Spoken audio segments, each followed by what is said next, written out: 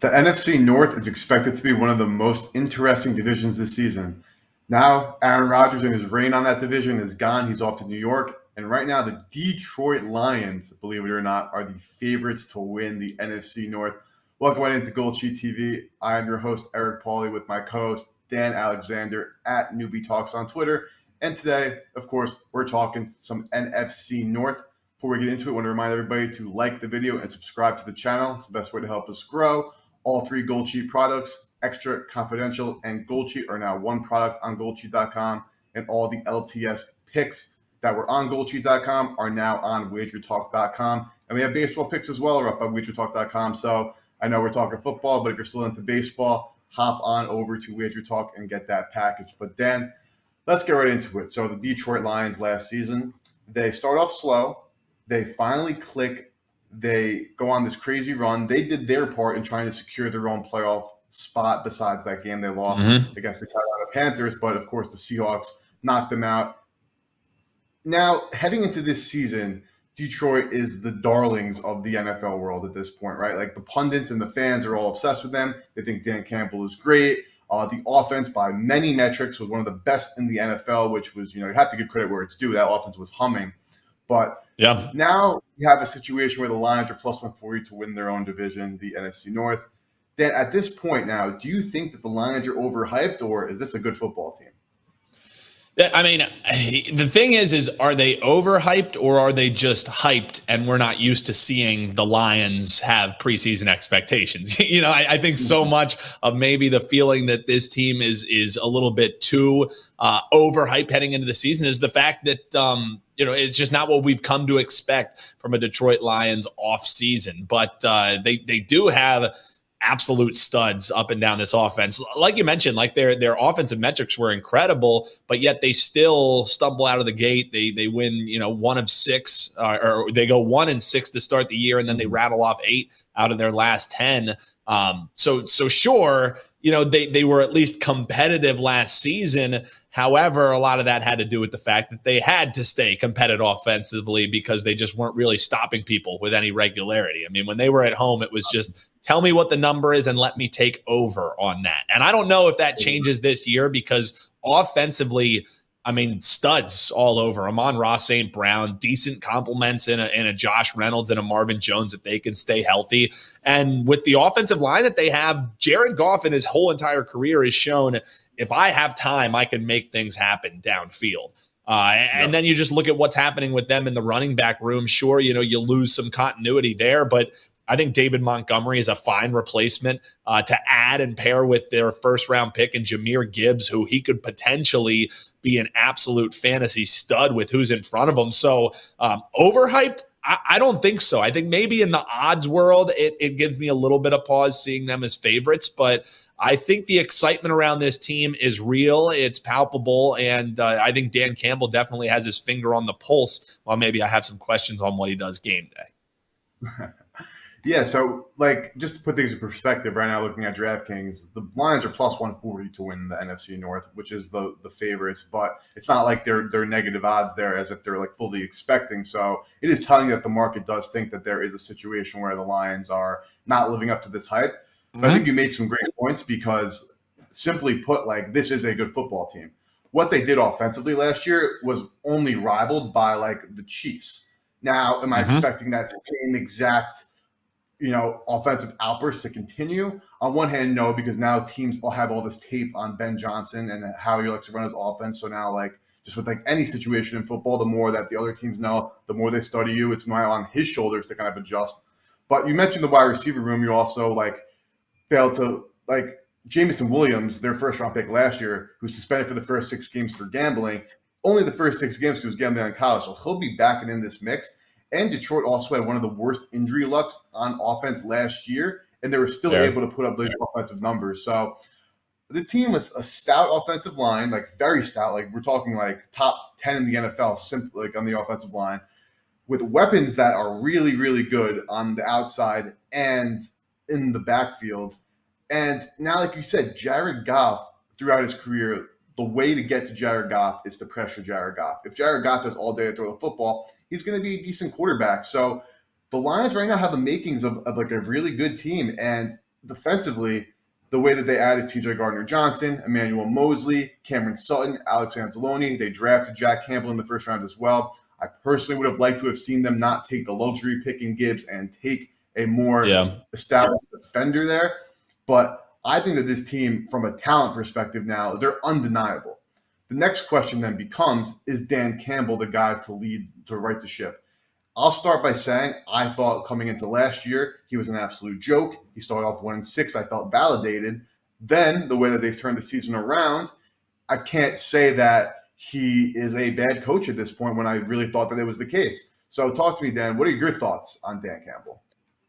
Well, I think the biggest strength that you can say about Dan Campbell is his players absolutely love him. I mean, if you look up player coach in the dictionary, probably Dan Campbell is going to have his picture right up there with Andy Reid as far as how he's able to get a locker room to believe in the thing that he's selling. Sure, he's a little bit over the top at times. Sure, he's a little bit emotional, but this team seems to be responding to it. I think, his tenor is perfect for a Detroit market. The fans absolutely adore this guy and would go to war for him. And I think that travels over to the locker room as well. As far as the X's and O's, I think he also does a good job of taking his coordinators and putting them in positions to succeed, where he's kind of just the hype man. He kind of has become the de facto mascot of the team, and he just allows his coordinators to shine. There is some concern, though. I mean, 17, 20, 28-1 in his third year as the head coach of the Lions here. So can he improve upon that a little bit? Finally, get that north of 500. I give credit where it's due to the Lions organization too, giving him some thread to work with instead of just giving him rope to hang himself with. I think this roster's gotten better, and that can only be attributed to him and what he brings in, as well as partnering him with the general management staff there. So the thing that does concern me, though, is they did start out of the gate that 1-6. And sure, they were able to turn things around. It's about getting hot at the right time. But who's to say that they don't come in stumbling and reading their own press clippings a little bit into this year? So do I think he's a bad coach? No. Do I think he's an insane Belichick X's and O's guy? Absolutely not. But sometimes in the NFL, all you need is a guy who can get his finger on the pulse of a team. And Dan Campbell, like I said earlier, absolutely hits that mark. So, I'm kind of neutral on him. I don't dislike him. I think he does enough to at least not hurt the team. While he might not be adding any wins to the schedule with what he brings from an X's and O's perspective, I think always having a former player who knows the rigmaroles of the NFL season is going to be great as the head coach of the team. So, I'm kind of neutral on Dan Campbell, but I definitely love the clips that he gives us. We get laughs from Dan Campbell every single week. So never change Dan Campbell. I completely agree with you here, right? So especially considering where Dan Campbell came from, he's a descendant at this point now from the Bill Parcells coaching tree, right? He worked under with Sean Payton in New Orleans for a long time. Of course, Campbell played for Parcells, and of course Parcells and Payton have great ties. So it's not like this guy with his eccentric personality came out of nowhere and just kind of Ted Lassoed his way into being this head coach of the Detroit Lions and making things work out and having it be all good and fun. He clearly is a great motivator. The team clearly buys into what he does. And a big thing that you said is he just lets his coordinators do their job, which is partially the role of the NFL head coach. Obviously, we have so many coaches who are defensive specialists or offensive specialists, and they're basically the coordinators in that perspective. If you're an Andy Reid or a Bill Belichick, of course you're going to be, coaching the offense and the defense respectively. Dan Campbell, you're a leader of men and a motivator. You better have a great defensive coordinator and offensive coordinator at your disposal. Yep. So I agree that the self-awareness to not, even though he comes from this great coaching tree, he learned a lot, is to delegate responsibilities, and he focused on in-game decisions and helping his players be the best that they can be, I think is a trait that is beyond underrated. So I'll gladly say that from last year into this year, last year I was literally in my coaching rankings, I had Dan Campbell, I want to say 31 or 30. I know I had Robert Saleh at dead last, and I still believe that Saleh is not a good coach, but Dan Campbell has turned my opinion around on him, his awareness, and is motivating. It's just what's there to hate at this point, right, Dan? Exactly. And like I said, we're always going to get some darn good clips out of Dan Campbell. So no hate coming the way from the GoldSheet preview here for sure. So moving on to the Chicago Bears, another team that's just expected to be so interesting this season, and it's very clear to see why. This team went on a spending spree this offseason, and they also, of course, traded away the number one pick in the draft that they had. They could have elected to cut the Justin Fields era short and go in the way of a Bryce Young or a CJ Stroud. Instead, they trade back, and in that trade back, they acquire wide receiver DJ Moore, and they also use that draft pick to draft tackle Darnell Wright, to basically say, hey, Justin, we know last year you ran for your life most of the time and you had receivers who basically were probably only good in the CFL. But now this year, we're going to give you some weapons and give you a better offensive line. Not to mention the Bears had one of the worst defenses in football, so they paid a crap ton of money to try to repair that. And I think some of those moves were actually not necessarily some of the better moves. But we just got to go right to under center, Dan. Justin Fields, what are your thoughts on him?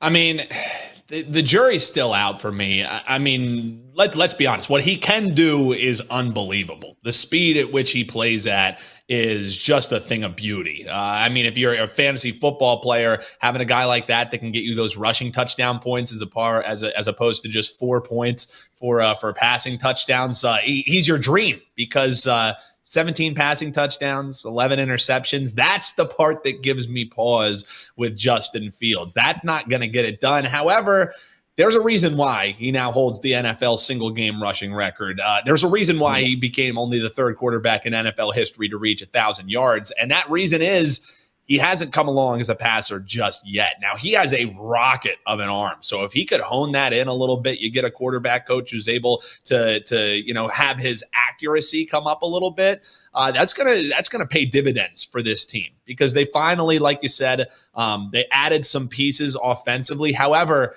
when I look at this roster, especially on the offense side of the ball, I couldn't agree more about how you feel about the defensive acquisitions they had with giving up the most points in the league last season.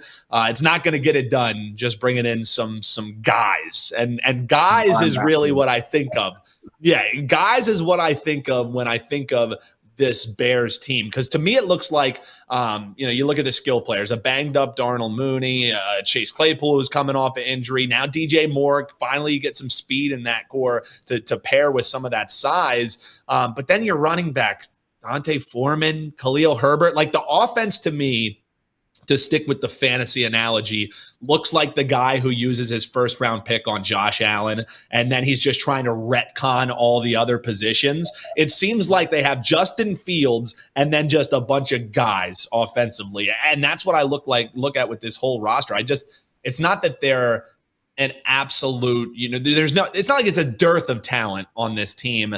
There's just not much that gets me excited outside of what you have from Justin Fields. And when you're game planning in the NFL, all of these coaches now have a whole entire season. Think about the year 2 struggles, at least on the ground you saw for Lamar Jackson in teams that he played the second or third time around. So it'll be interesting to see. Do we see that same kind of regression when teams have a little bit more familiarity with the speed and quickness which Justin Fields plays with, or is he just a human cheat code? That's going to be found out this season, but it's not like he has much around him to help him boost up those stats, in my opinion.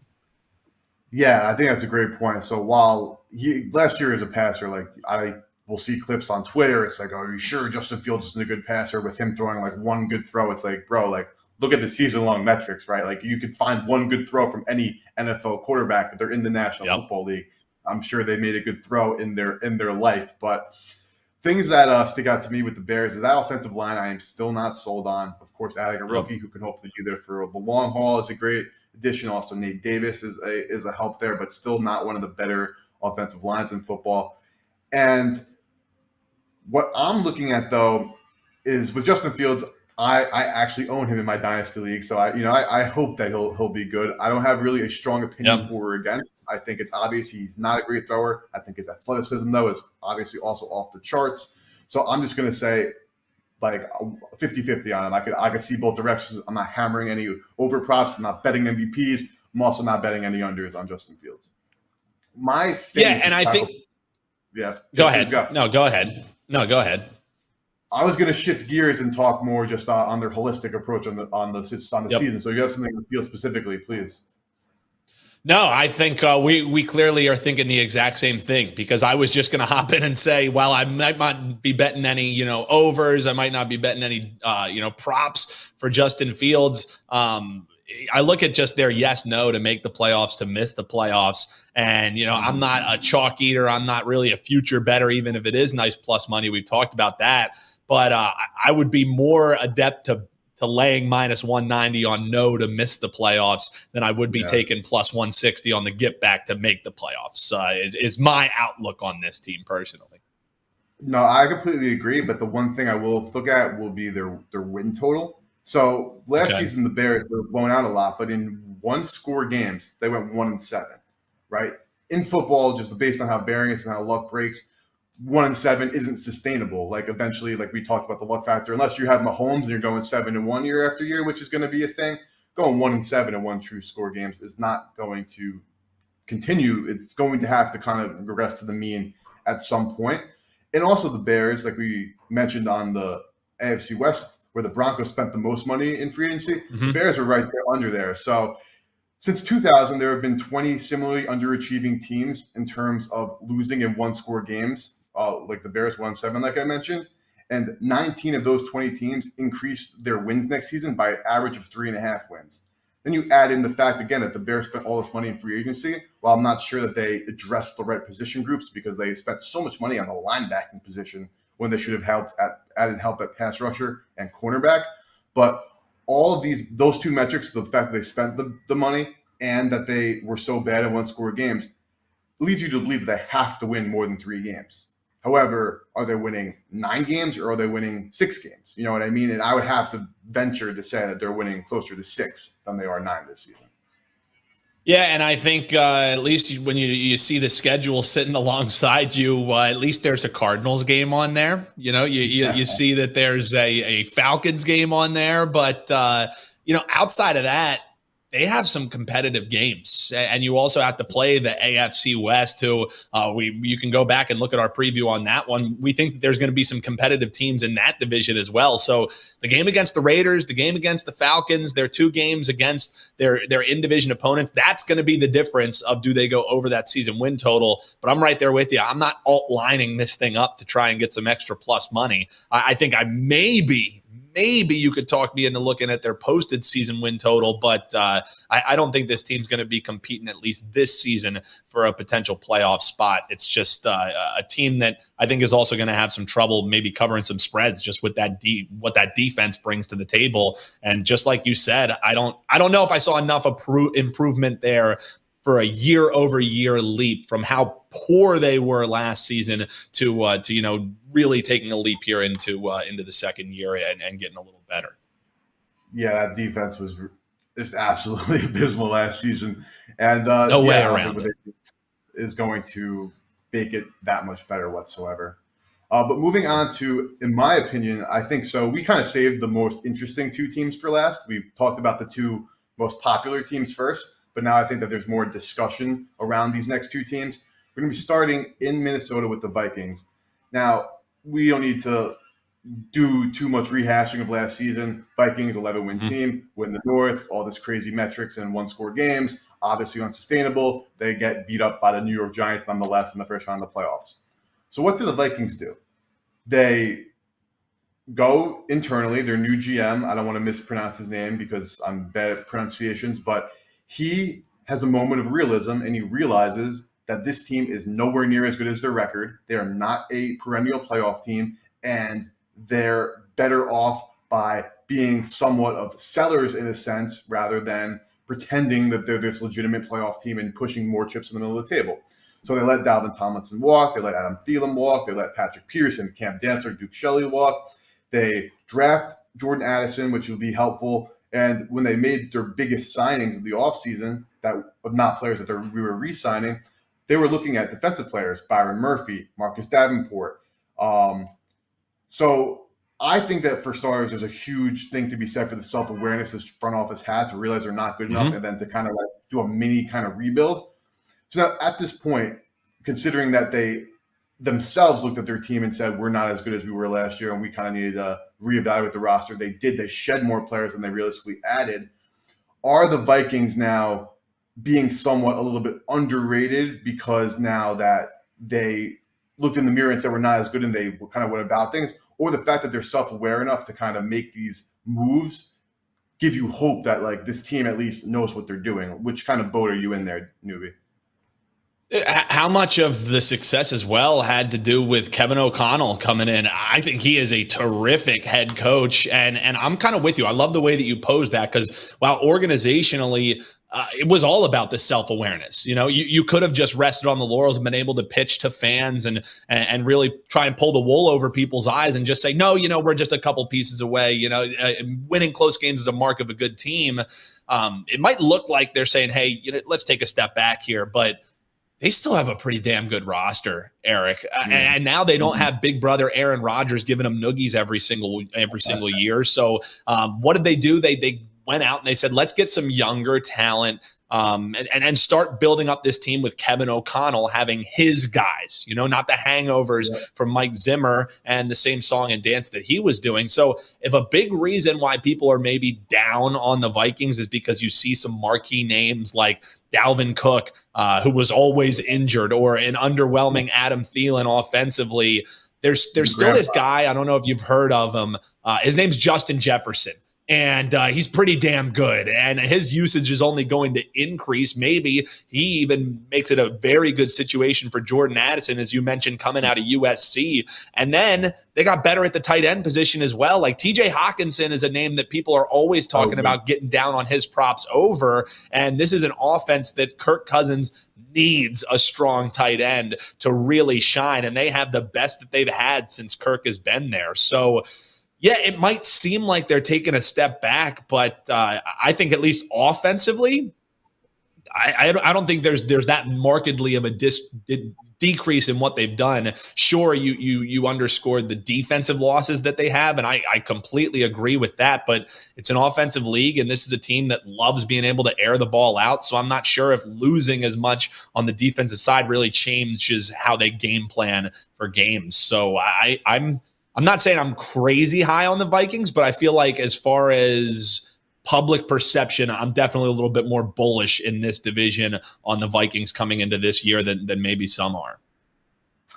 And it's easy to see why. Like, you made such great points about the offense. Like, if you're replacing Adam Thielen with Jordan Addison, like at this point, like Adam Thielen, great career, great player, like Jordan Addison's probably going to be an upgrade to Adam Thielen. And with Dalvin Cook, I mean, I know he's trying to get a big deal, the whole running back situation where they feel underpaid. They are underpaid. But the fact that, again, that Minnesota didn't even blink twice to re-sign Madison and let Cook go means that they think it's going to go a Madden rating season. Dalvin Cook's a 85. They think Alexander Madison's 83. They're not like really losing sleep over that loss. I agree with you that Kevin O'Connell's a huge coach. He came from Washington. I wanted him to be the next guy in Washington, D.C., but then we went and hired Rivera. He went to L.A., and now here he is in Minnesota. But in terms of his schedule, this team last year played a very easy schedule, and this season not expected to be too much more difficult either. So I'm in your boat where I'm just going to take a wait-and-see approach with this Vikings team. There's no need to I don't think there's a reason to be fading them, considering that the Bears can easily be bad. The team we're about to talk about next can easily be, and by bad, I mean the Bears and Packers could easily be two of the worst teams in the NFL next season. Yeah. But they're also going to be two good teams. So plus 275 to win the NFC North. I kind of love that. I'm not going to lock that in right away or immediately, but based on how the way the season goes, I mean, the Lions have a pretty tough schedule. So if you like the Lions, I would say wait a little bit and then buy back into them. The Vikings start off in Tampa, then Philly, Los Angeles, and Carolina, then Kansas City. So pretty difficult as well. But I will have my eye on the Minnesota Vikings for the majority of the season. I think I could just simply put it and leave it at that, is the Vikings have my attention this season. Yeah, I completely agree. And I like that wait and see approach potentially, because here's the thing, 13-4 last season, they're bound to take a step back. It's going to happen after they massively overachieved in Kevin O'Connell's first season, but they can still take a step back in this division and make the playoffs in a weak NFC. And I think you make a good point as well, because odds makers, they're not writing them off. They're the second favorite for this division behind a plus money favorite, if you can say that about the Lions. So 275, if people want to add that to their portfolio, I don't hate that.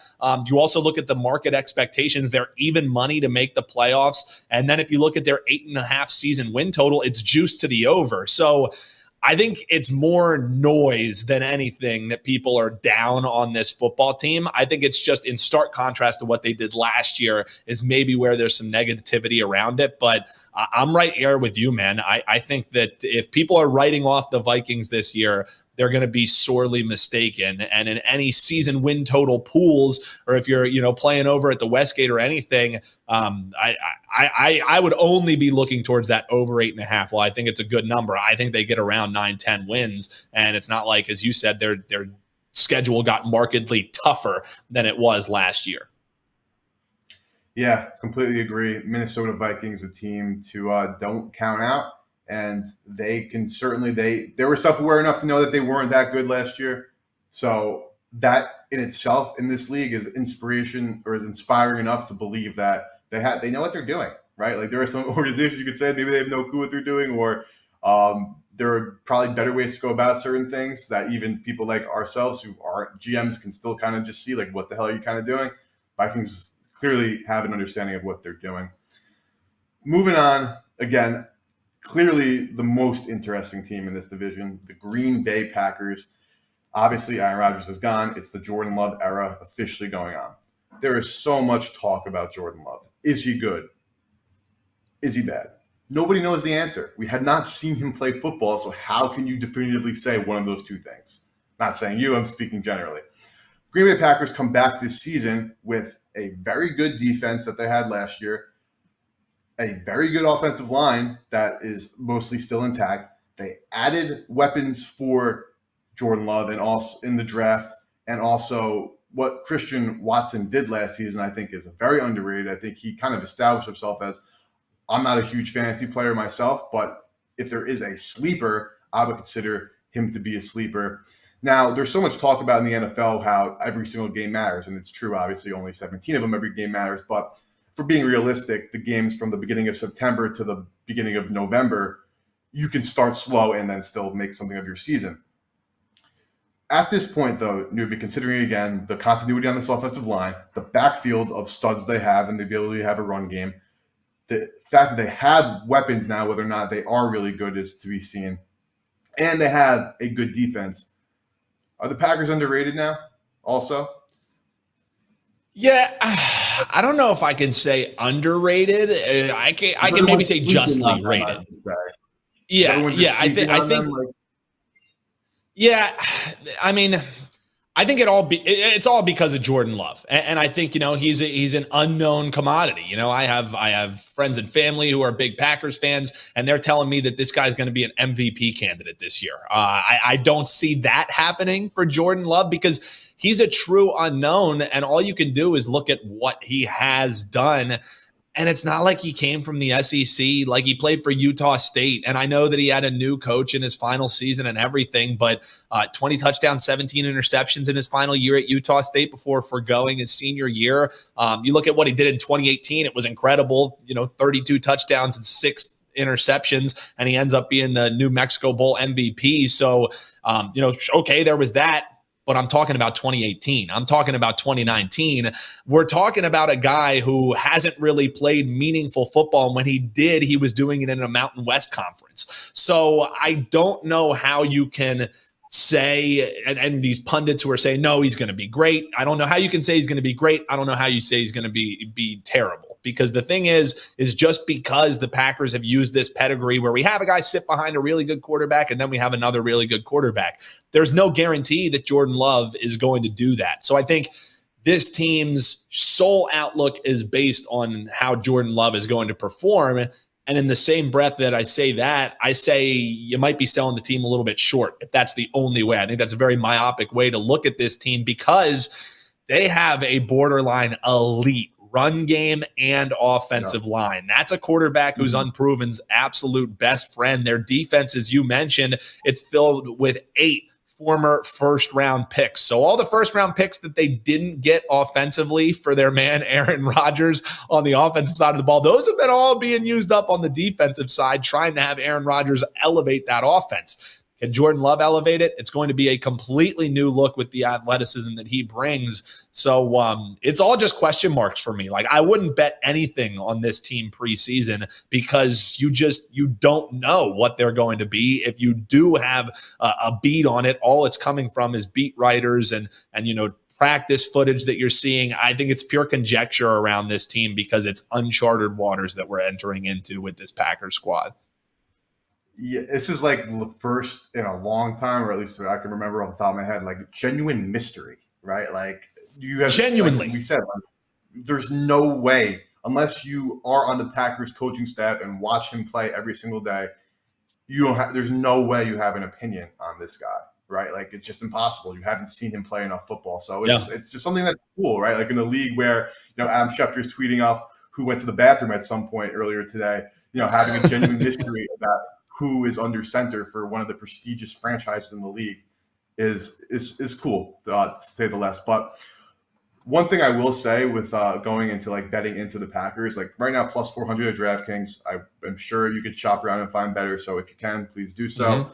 Starting off the season with the Bears, Falcons, Saints, Lions, Raiders, Broncos, like their schedule looks really, really weak. The only really good team that I'm seeing them play in terms of quarterbacking is the Chargers week 11, Chiefs week 13. Obviously, not doing a huge deep dive. I'm looking at this now, so if I missed anything, let me know. But like, if you're only going to be facing two quarterbacks this whole season that are going to be in the top 10 in most advanced metrics, you probably got a good shot. So I would say that if you are a believer in the Packers, you would probably just hope they lose to the Bears week 1 or the Falcons week 2 and start 0-2, then hop in. But there also definitely is a world where plus 400 is the best price you're going to get on this team, or whatever the equivalent is at a better book with a better line right now. So it actually might make sense if you are a Packers believer or a Love believer, or even just a portfolio builder to get in at the Packers now at plus 400. Do you see any merit with that, newbie?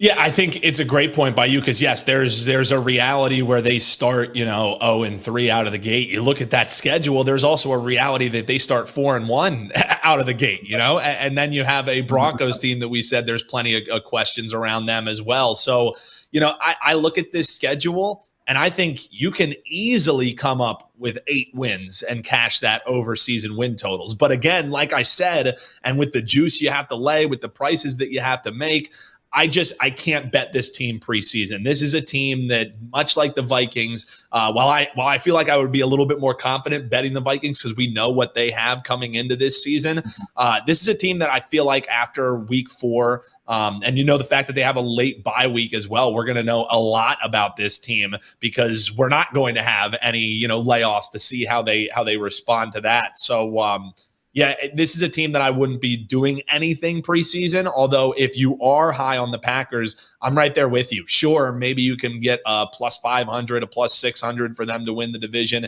if they stumble out of the gate here a little bit. But you also could maybe only be able to get a plus 250 if they end up starting off the year that they potentially could and putting their stamp on it. So it's all unknown for me. I don't think there's anything actionable I can give you before the season on the Packers. I just, much like you, I'm excited, a mystery around this team. And just from what we've come to expect from the Packers with the layoff that they had last season, with the struggles that they had last season, how much of that had to do with the fact that this team just was sick of Aaron Rodgers. They were tired of the message he was selling, him pointing fingers, this, that, and the other thing. So maybe they go on a spiritual journey of their own. A little ayahuasca does some wonders for the Packers heading into the season, and we'll see what ends up happening. But no bets for me preseason on the Packers, but it is a team I'm very excited to see how things unfold for Jordan Love. Yeah, the Packers are somebody who is on my radar. So when officially anything that I bet will be on GoldSheet.com or will be on WagerTalk.com with the GoldSheet brand, we have a team that puts out our wagers together, and the Packers are a team that is on my radar. My last point, just simply with the Packers, is I know that Matt LaFleur, like they've won the 13 games or a couple of seasons in a row. Obviously, last year was a bad season. Aaron Rodgers still has bad metrics. Are they done with Rodgers? Vice versa. I wholeheartedly believe that Matt LaFleur is one of the worst head coaches in football. So while, again, this range of outcomes for this team is just so wide that if LaFleur doesn't get in his own way and Love is an average quarterback, this team can win 9 games because their run game, OL, and defense is good enough.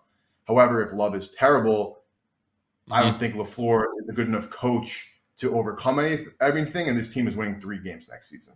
So that's why the devil's advocate, we talk so much about like why this could be a good thing.